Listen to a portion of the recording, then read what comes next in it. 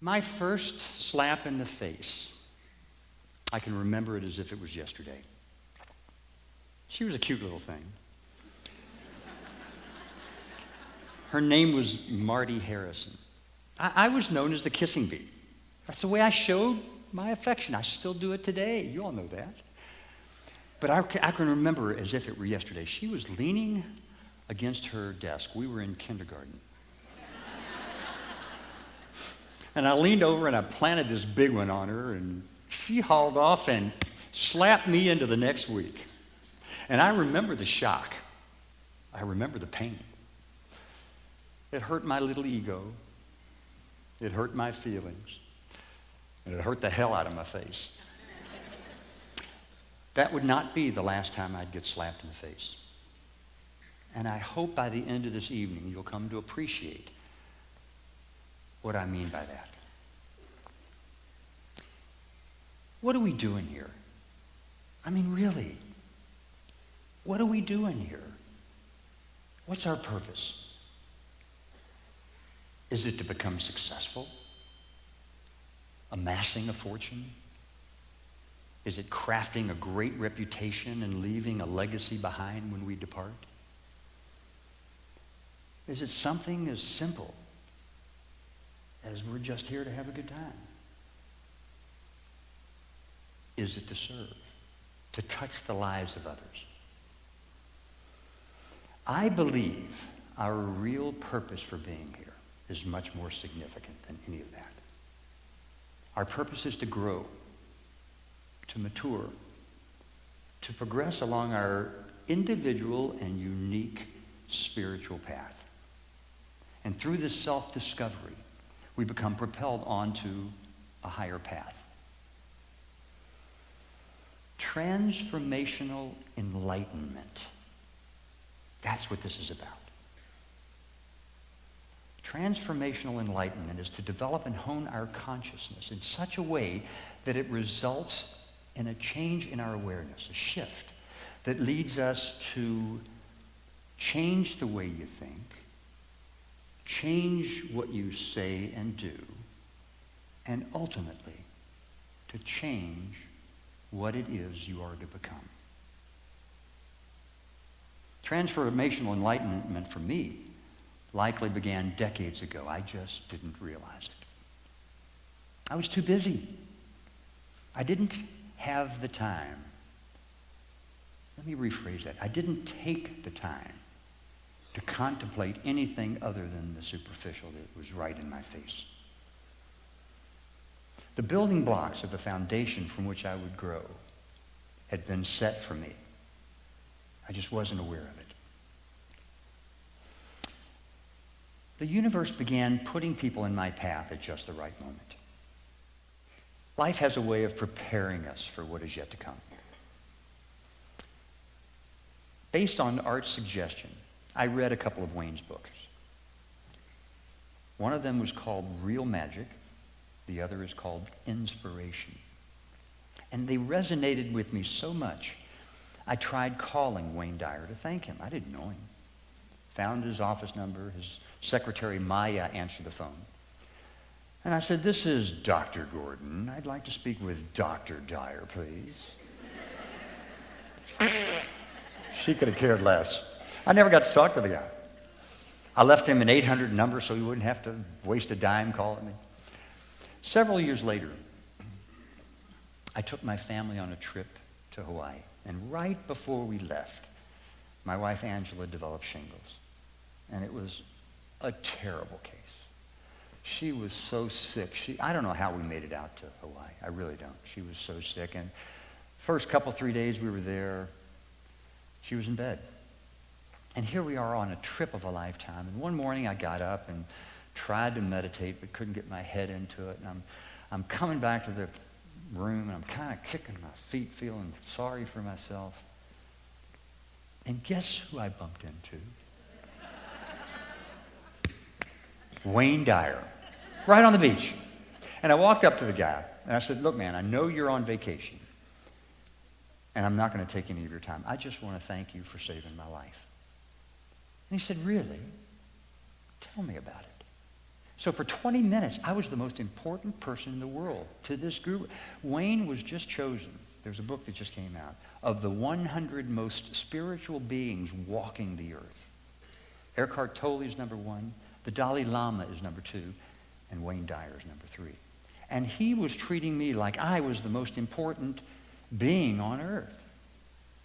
And we talked for a little bit, and I told him, I use you in my practice every day. He said, really? What do you do? And I told him I was a cardiologist. He said, I just had a stent. So we had something to talk about. So he asked me how much longer we were going to be out there, and I told him another 2 or 3 days. And he said, well, there's my apartment. Come by and see me sometime. So I went back to Angela. She's in bed sicker than dog poop. And I walked in, and I said, honey, you might want to touch this hand. And she goes, ew, why? And I said, it just shook the hand of Dr. Wayne Dyer. Well, this miraculous recovery occurs. Makeup is being applied. And she's dragging me down the beach trying to find Wayne, as she calls him. And as she's doing that, I'm saying to her, honey, you don't go looking for Wayne Dyer. If it's supposed to be, it's supposed to be. Well, we didn't find him. The next day, same thing, didn't find him. Now, the third day, this is the day before we're going to leave. She says, Terry, we've got to find Wayne Dyer. I said, oh, okay, come on, let's go. So she's dragging me down the beach. And then she says, now, think, where was his apartment? I'd forgotten.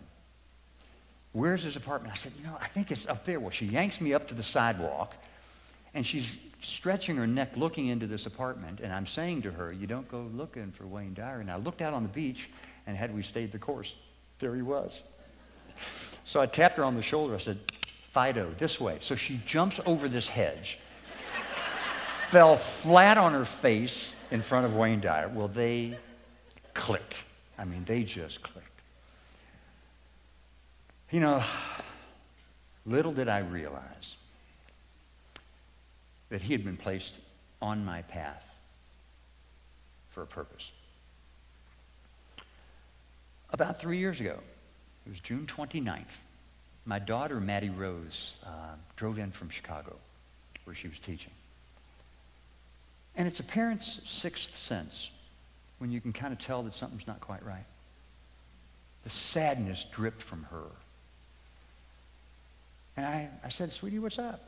And she came around and she plopped down on the floor and she put her arms up on my knees. And she said, Dad, 27 still calls me Dad. She says, Dad, I always thought that the older I became, the more control I assumed over my life, the easier life would become. And then with this heavy sigh and a single tear trickling down her cheek, she said, it's just not working out that way. And I pulled her up into my arms and I started rocking her as I had for 27 years. And I thought long and hard about what I was going to say to her because I knew it would be very important. And I said to her, sweetie, I think that's the way it's supposed to be. If we are to progress in this thing we call life, if we are to grow and mature, we must face greater and greater obstacles. Because it's only by overcoming those obstacles that we gain that strength. And I quoted to her from the Kabbalah, which is the ancient mystical text of Judaism that says, it's the falls of our life that provide us the energy to propel us on to the higher path. And I left her with one final thought when I said, sweetie, we should be grateful for the crap that comes our way. 6:40 the next morning, I received one of the worst phone calls a parent could get. The grave voice on the other end of the line informed me that our son Tyler had been involved in a life-threatening car accident. That he had shattered his neck. And then came the dreaded words, your son is quadriplegic. Can't imagine. As parents, we worry about those sorts of phone calls when our kids are out late. But you can't imagine the impact of those words when you hear them. They were getting ready to life-flight him from Durango, Colorado to Denver, Colorado, where he would undergo emergency surgery. I had about 20 seconds of denial, hoping that it was the wrong number, but it wasn't. The doctor in me kicked in, and I knew exactly where we were going with this. Within an hour, I had hastily packed a bag, bolted from the house, and was speeding up to the Cleveland airport to try to get on an overbooked flight that would get me in Denver in time to see Tyler before he went into surgery. And it was on the way up to the airport that it hit me that I'd left my wife wailing. Wailing. I've seen my wife cry once, and she was wailing. I felt so badly that I didn't comfort her, but she knew I had to get up there. Somehow, I don't know how, somehow I got on that overbooked flight. I was seated next to a window, and I was like a caged cat. The thoughts were banging around in my head so loudly, it was excruciatingly painful. I felt like I was in this tornado, and it was loud, and it was whooshing, and it was cold, and it was dank, and I looked down the funnel, and it was pure blackness. It was the most frightening time of my entire life. And I remember saying over and over again, I can't do this. I can't do this. I can't do this. Gradually, that loud whooshing sound abated as I began becoming enveloped in this cocoon of white noise. It became this place of unfathomable peace. And I was still saying over and over again, I can't do it. I can't do this. And I can't tell you I heard the voice of God, but I heard the words of God when God said, yes, you can. And I said, but how? How do you do it? And God said, look, Terry, just yesterday, you gave wise counsel to your daughter. You can talk the talk, but now you must live it. And God said, remember that everything is in perfect order, even this. And then the most profound thing was shared with me when God said, treat this as if it was something you had chosen. Now, why would I do that? Why would I choose such a horrific thing to happen to my son? What possible good could come from such a calamity? What hidden lessons could there possibly be within this sort of tragedy? You know, some believe that we actually choose what we are to experience in a particular lifetime. And that choice is based on our spiritual needs, what our spirit needs to continue on its progressive course. As I began navigating this storm in my life, the challenge for me became adjusting my perception of the events enough to recognize the presence of God within them.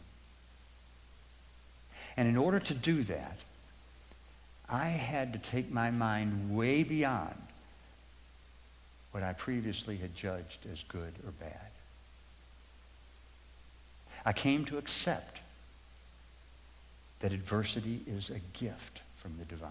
It may not come in the most beautifully wrapped package, and sometimes it is so disgustingly hideous that you can't fathom a way that it could ever be of benefit. But what I came to appreciate was that the human realm is the perfect circumstance in which we can approach what we all seek: insight. Look, crap happens. None of us is immune. But life is balanced not only by those things that cause us suffering. It's beautifully coupled by those things that provide us pleasure as well. And because of that, we're not overly burdened by any negative aspect of any experience. The question becomes, is there such a thing as a negative experience? I don't believe so. Negative experiences can actually be a blessing in disguise. They can become the catalyst for transformation, fodder for growth. One morning, this was early into our experience in Denver, we were staying in an apartment that was juxtaposed to the hospital. And one morning I awakened. There was a slight crack in the curtains, and the sun was streaming in our window. And it was almost like orbs or prisms of light just dancing all over the ceiling and the walls. And I opened my eyes to this, and I remember saying, God, thank you for this beautiful day. Thank you. Thank you. And then suddenly, whoop, I was sucked back into the quagmire. I remembered what we were doing there. And I remember feeling so guilty that I had actually enjoyed something when my son couldn't. And then it hit me. Why shouldn't I enjoy the beautiful day? It's right there. It's like a little puppy dog that's sitting by your side just patiently waiting to be noticed. The beauty is there. It abounds. Even in the midst of the darkest quagmire, the beauty is there. It all depends on where you place your focus. I'd like to demonstrate that tonight. If you could, I want everyone to put your 4 fingers right in front of your eyes, about 2 or 3 inches away from your eyes. Do it. Not down here, right in front of your eyes. And I want you to focus on those 4 fingers. Those 4 fingers represent pain, anguish, suffering, turmoil. Now focus on those fingers. Now I want you to focus on me through those fingers. Don't move the fingers. Now focus back on the fingers, the pain and the suffering. It's all in where you place the focus. It's as simple as that. We must free ourselves of the attachment to the good experiences and of the aversion to the negative ones. In truth, there is no duality. They are really one and the same. We must maintain that equilibrium in our lives. The monsoon is countered by a calm, sunny day. Perfect health is balanced by disease and injury. Darkness by illumination. In the second verse of the Tao Te Ching, Lao Tzu writes in the second verse, as I said. Excuse me just a second. He describes this paradoxical unity. Under heaven, all can see beauty as beauty only because there is ugliness. All can know good as good only because there is evil. Being and non-being produce each other. The difficult is born in the easy. Long is defined by the short. The high by the low. There are times in our lives when we've all asked, why me? Why do bad things keep happening to me? And if I told you that that thought hadn't crossed my mind in this ordeal, I'd be lying to you. I've had many people suggest, Terry, you've done so much to help so many people. You've saved so many lives. You've saved lives of kids. You don't deserve this. And after much introspection, I can tell you I respond to them this way. I know that hidden within these painful experiences are important lessons. And that we don't go through these experiences because we're bad people. And no, we're not being punished. Life isn't unfair. Life is always fair. The gifts of each of these seemingly negative experiences is a tool that helps to propel us to that higher path. Now, accepting this premise, and whenever I say this, people always raise their eyebrows. In accepting this premise, Tyler's injury was actually a magnanimous gift from God. Let me try to explain. I've observed Tyler growing in ways he never, ever would have without this gift. We are deserving of this heartache. We are worthy of these lessons. It's all in changing the thought. It's all in changing your perspective. It's all in changing your outlook towards the things that happen to us. We have a choice. We can resist the gift and become victims and suffer, or we can choose to accept the gift and the lessons that are hidden within it.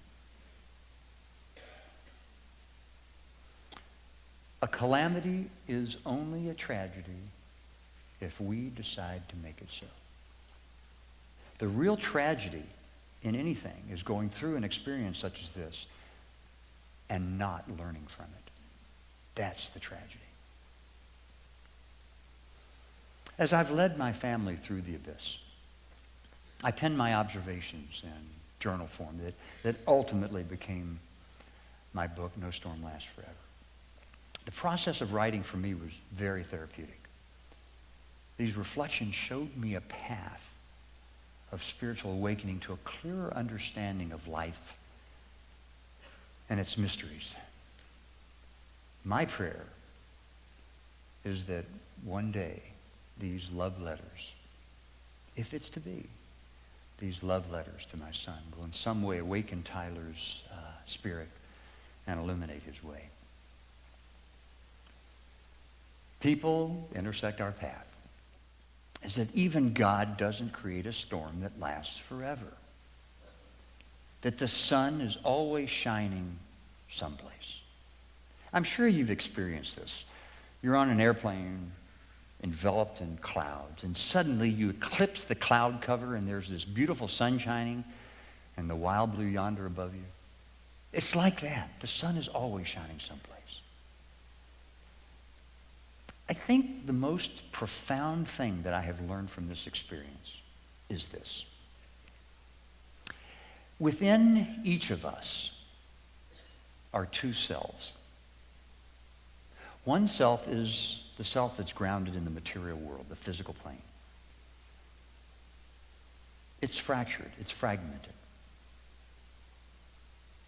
It's an ego encapsulated in skin, housing a transitory body.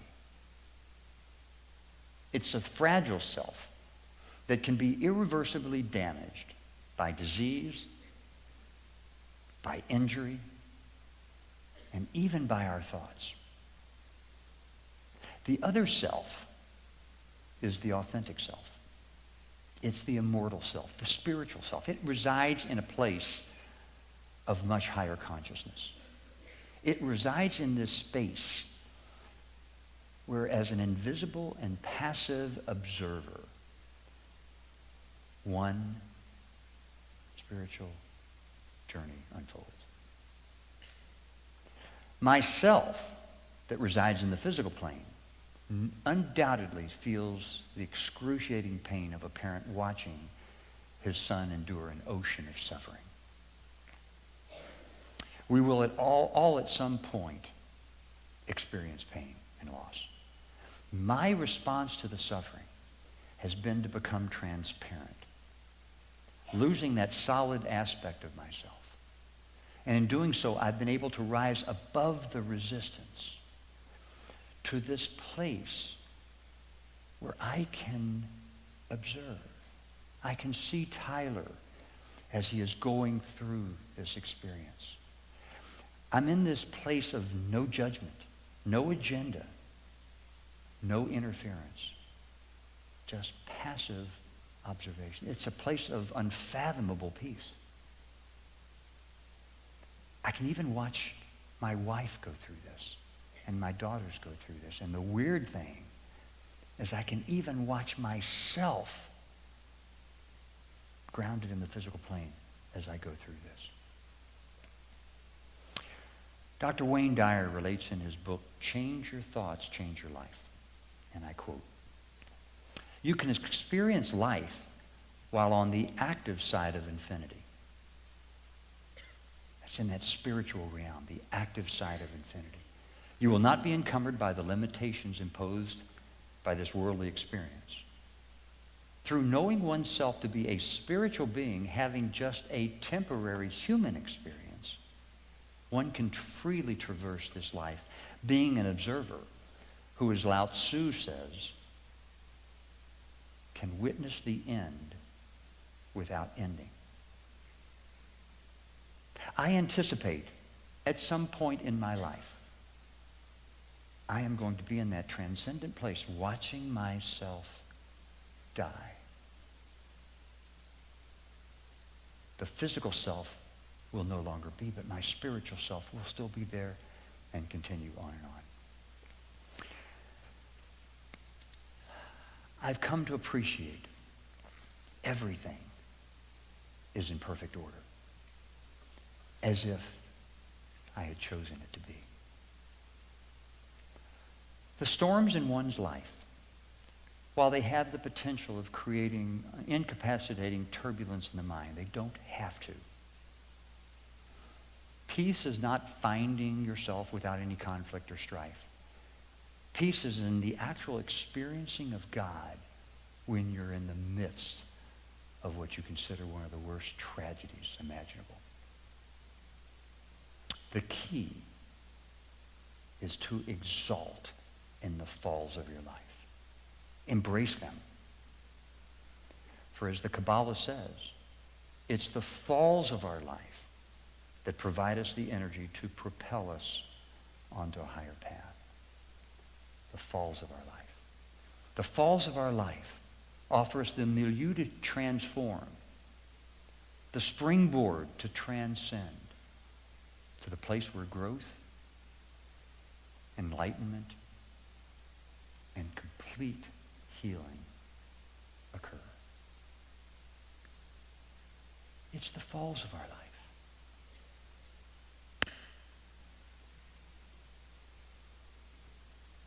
Namaste. Thank you. Thank you.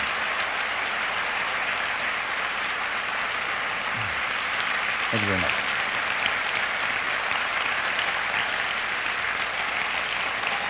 Thank you. Namaste.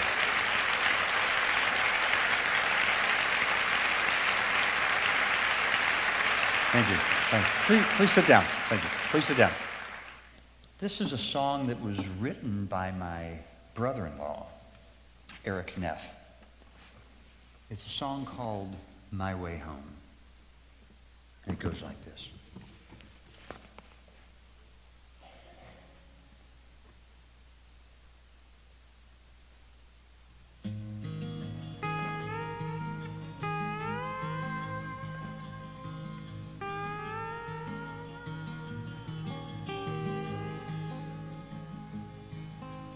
Rain is falling down, white noise beneath the sound of echoes from days gone by. It seems I hear those sounds when there's nothing else around, making me wanna try. And when I feel the need to be on my way home again, I close my eyes to see the light that is my long-lost friend.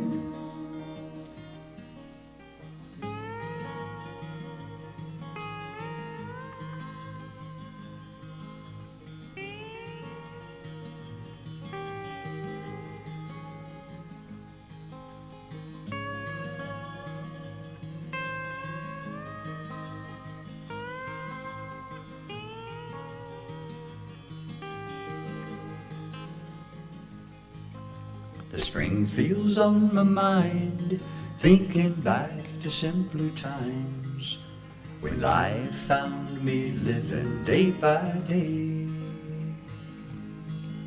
The memories don't let go, though all the while the distance grows from where I am to where I used to know.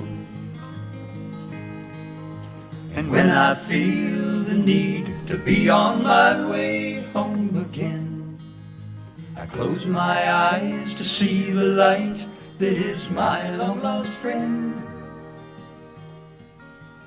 Rain is falling down, white noise beneath the sound of echoes from days gone by. It seems I hear those sounds when there's nothing else around, making me wanna try.